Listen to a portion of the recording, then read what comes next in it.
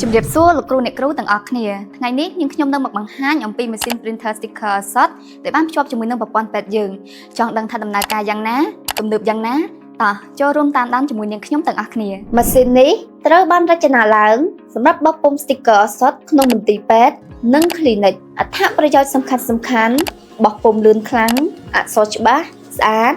ងាយមើលមិនចាំបាច់ប្រើប៊ិចសរសេរនៅលើថង់ថ្នាំអាចភ្ជាប់ជាមួយនឹងប្រព័ន្ធពេទ្យយើងដោយស្វ័យប្រវត្តិងាយស្រួលប្រើសម្រាប់ឱសថការី print បិទនៅលើថង់ថ្នាំឬក៏កំប៉ុងថ្នាំនៅពេលដែលយើងចុច print sticker ក្នុងពេទ្យយើង system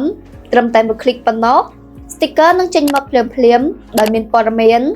ឈ្មោះអ្នកជំងឺឈ្មោះថ្នាំមុខងារការប្រើប្រាស់កាលបរិច្ឆេទចំនួនថ្នាំមិនមានកំហុសនិងមិនច្រឡំឡើយ sticker ដែលបានបោះពុម្ពមានគុណភាពខ្ពស់មិនងាយខូចព្រោះជាក្រដាសទឹកថ្នាំដែលមានស្តង់ដារនិងអាចបិទលើកំប៉ុងថ្នាំឬក៏ថង់ថ្នាំបានយ៉ាងរឹងមាំសម្រាប់មន្ទីរពេទ្យនិង clinic printer sticker នេះជួយកាត់បន្ថយពេលវេលាសរសេរណែនាំការប្រើប្រាស់កាត់បន្ថយកំហុសសរសេរទំនើបងាយស្រួលគ្រប់គ្រងឱសថជាមួយនឹងពេទ្យយើង system សម្រាប់លោកគ្រូអ្នកគ្រូដែលកំពុងតែប្រើប្រាស់ប្រព័ន្ធពេទ្យយើងឬក៏ចង់ upgrade មន្ទីរពេទ្យឬក៏ clinic របស់លោកគ្រូអ្នកគ្រូឲ្យកាន់តែទំនើបមានប្រសិទ្ធភាពម៉ាស៊ីន printer sticker នេះគឺជាជម្រើសដ៏ល្អបំផុតចង់ដឹងព័ត៌មានបន្ថែមឬក៏ការសាកសួរឲ្យកាន់តែច្បាស់លាស់សូមទំនាក់ទំនងមកក្រុមហ៊ុនពេទ្យយើងបានគ្រប់ពេលវេលា